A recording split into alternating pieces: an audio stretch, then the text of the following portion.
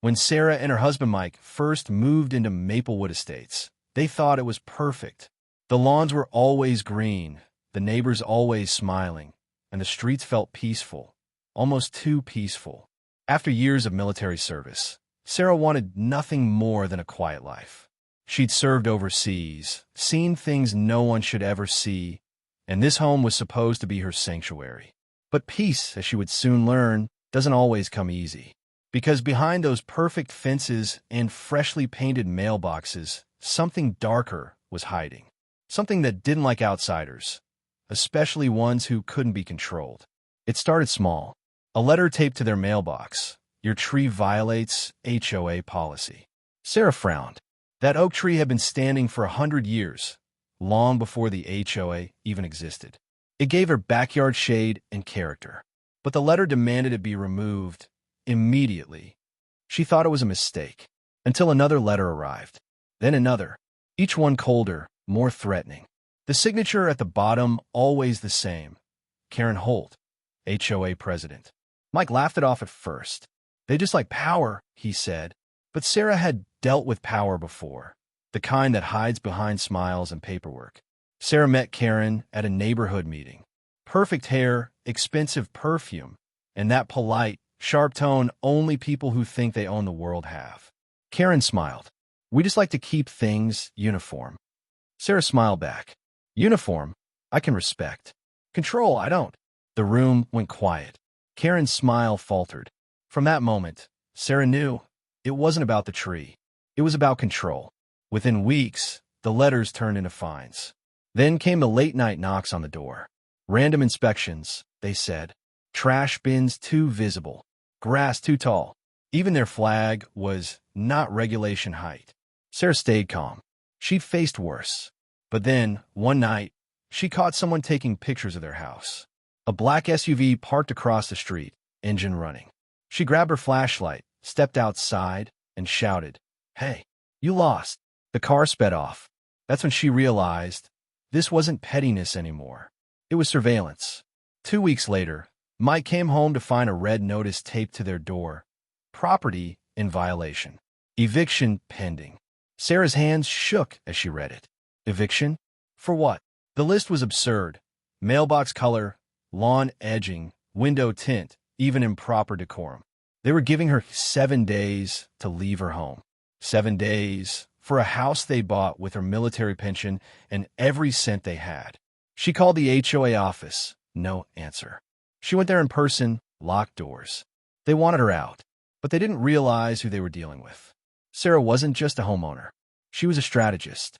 Years of military service had taught her to fight battles quietly and win them before they even began. She pulled out her laptop, opened public records, and started digging. Within hours, she found what she was looking for: money trails, zoning maps, development plans. The HOA wasn't enforcing rules. They were clearing houses. Karen and a few board members had been taking payments from a developer, promising to make space for new luxury homes.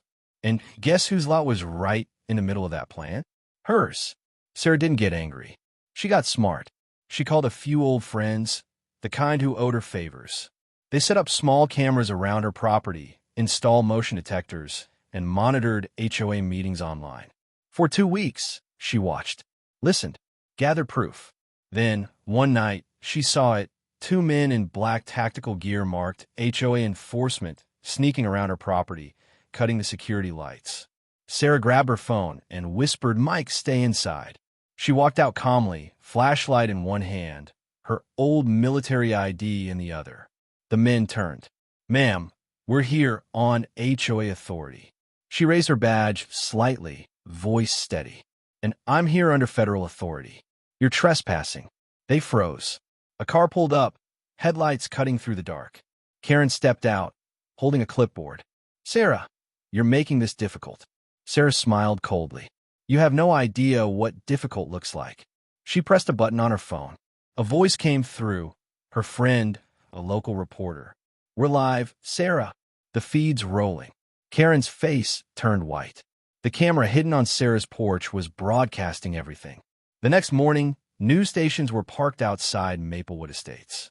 Headlines read, HOA president investigated for fraud and harassment. Every homeowner who'd been bullied came forward.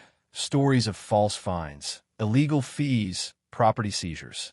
The developer who'd been paying off the HOA tried to deny it until Sarah's recording surfaced. Karen was arrested on live TV. Her smug smile replaced by shock and fear. A month later, the HOA was dissolved. A new community council was formed, one built on fairness and respect. Neighbors started talking again. The lawn still looked perfect, but now they felt alive. Real. As for Sarah, she planted new flowers under that old oak tree, the one they tried so hard to remove. It stood tall like her, unbroken, unbent, and rooted in strength. One evening, a young neighbor asked her, "How did you stay so calm when everyone was against you?" Sarah smiled. Calm doesn't mean weak. Sometimes the strongest fight is the one fought in silence, until it's time to speak. The sun dipped behind the trees, golden light washing over her porch. For the first time in months, she felt peace, not because the fight was over, but because she'd fought it the right way. They thought they could evict a soldier. But soldiers don't surrender. They adapt. They plan. And when the battle comes to their doorstep, they don't run. They stand. The camera pans up from the oak tree to the sky, the quiet symbol of victory and justice. Because sometimes the wrong house isn't the one that gets evicted. It's the one that finally fights back.